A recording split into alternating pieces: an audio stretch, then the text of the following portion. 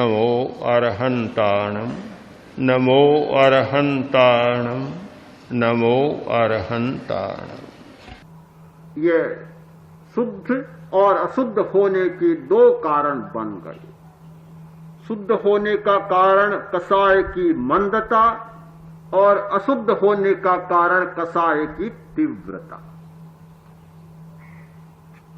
फिर प्रश्न हुआ कि कसाय मंद कैसे होगा, मंद कैसे हो? इतना शक्तिशाली तंत्र, इतना बड़ा सागर वह दूसरे के लिए रास्ता कैसे छोड़ दे, कमजोर कैसे बन जाए, वह क्षीण शक्ति वाला कैसे बने?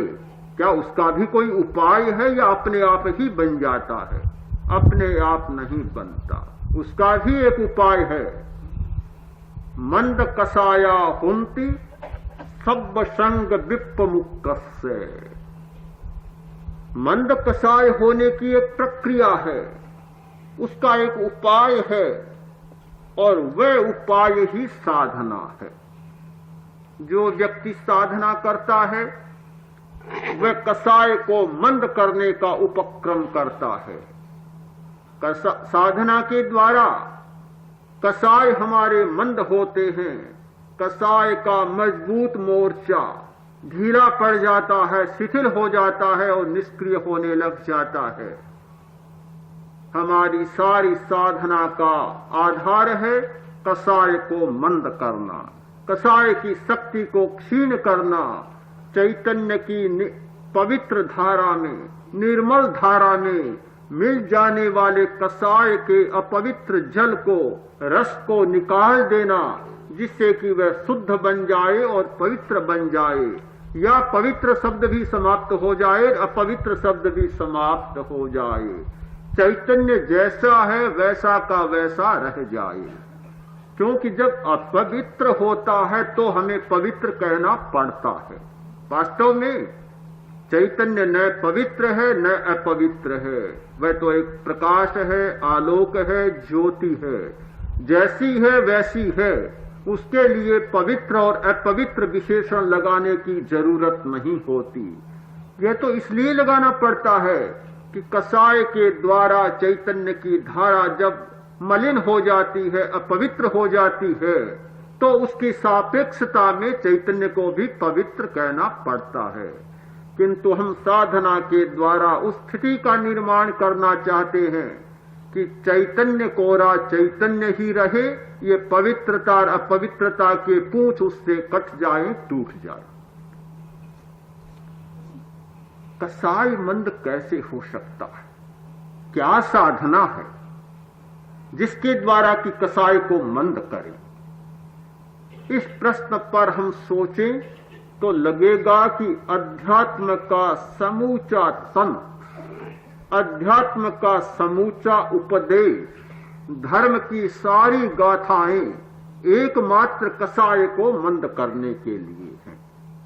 अपरिग्रह का उपदेश इसीलिए कि कसाय मंद हो, अहिंसा का उपदेश इसीलिए कि कसाय मंद हो, सत्य का, ब्रह्मचर्य का, क्षमा का, ये जितने उपदेश हैं वे सारे इसलिए हैं कि कसाय मंद हो। उपदेश और उपदेश का अगला चरण होता है अभ्यास। अभ्यास,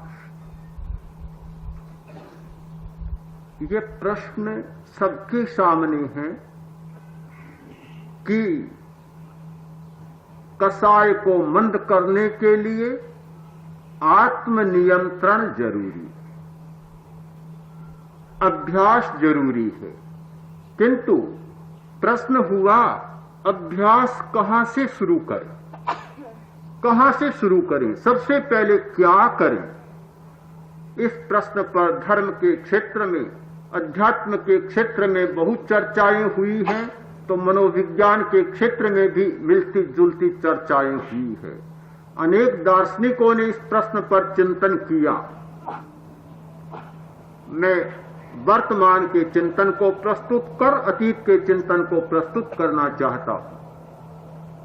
टॉलस्टॉय ने इस प्रश्न पर बहुत अच्छा समाधान दिया। उन्होंने कहा कि अच्छे जीवन की पहली शर्त है आत्मनियंत्रण, और आत्मनियंत्रण की पहली शर्त है उपवास। हमें आत्मनियंत्रण का अभ्यास उपवास से शुरू करना चाहिए। आत्मनियंत्रण का अभ्यास उपवास से शुरू होना चाहिए।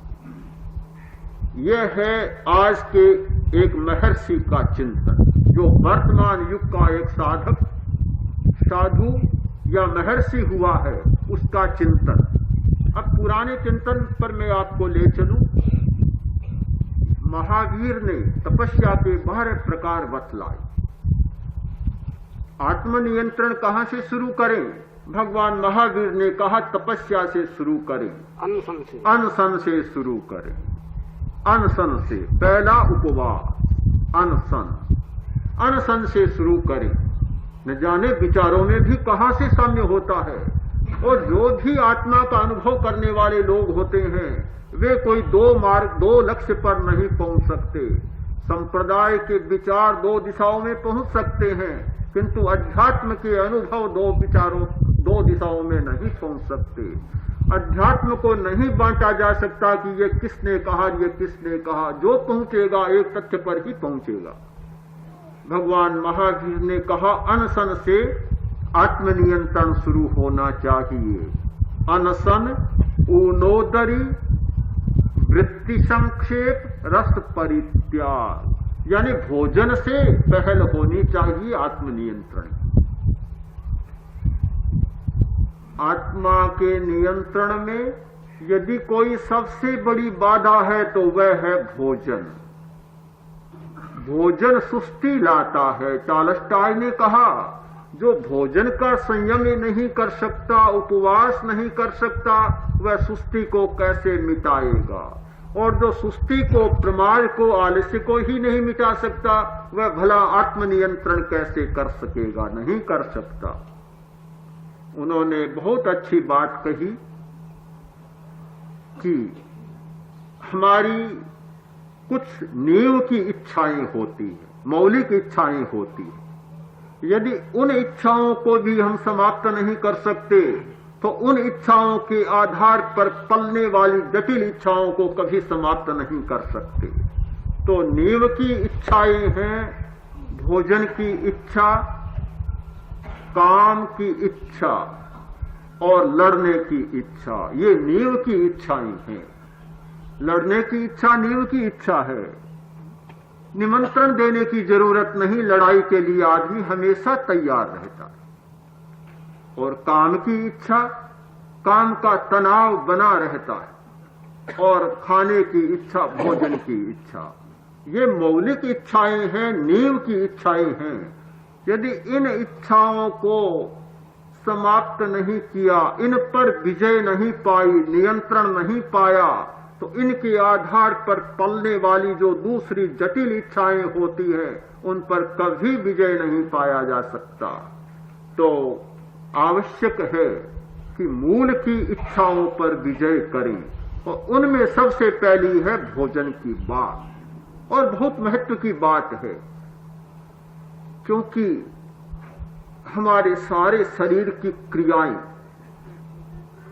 भोजन के द्वारा संचालित होती है। हमारी प्राण ऊर्जा भोजन के द्वारा बनती है। हम जो खाते हैं उसका एक रसायन बनता है, और वह रसायन हमारे जीवन की प्राण ऊर्जा बनकर उसका संचालन करता है। हम तेजस केंद्र पर ध्यान करते हैं, हम शक्ति केंद्र पर ध्यान करते हैं। तेजस केंद्र वह है जो खाया जाता है, उसको प्राण की ऊर्जा के रूप में बदलता है। हम शक्ति केंद्र पर ध्यान करते हैं। शक्ति केंद्र वह स्थान है जहां की प्राण की ऊर्जा का स्टोर होता है, संग्रह होता है। एक संग्रह का स्थान है और एक ऊर्जा को पैदा करने का स्थान है। हम भोजन में जो खाते हैं उसका रसायन बनता है, और वह प्राण शक्ति के रूप में बदलता है, उसको सहयोग करता है। अब प्रश्न है कि जैसा खाते हैं वैसा रसायन बनता है।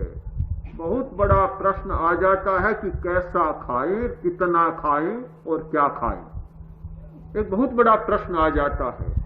उस प्रश्न की लंबी चर्चा में मैं नहीं जाऊंगा अभी, किंतु यह एक बहुत महत्व का सूत्र हमें उपलब्ध हुआ सहज ही कि आत्मनियंत्रण का प्रारंभ उपवास से करें, अनशन से करें,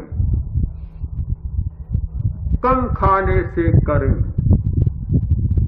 और वृत्तियों के खाने की वृत्तियों का संक्षेप करने से करें और हमारी वृत्तियों को उभारने वाले रसों के संयम के द्वारा करें, यानी उपवास से करें। एक शब्द में उपवास से करें।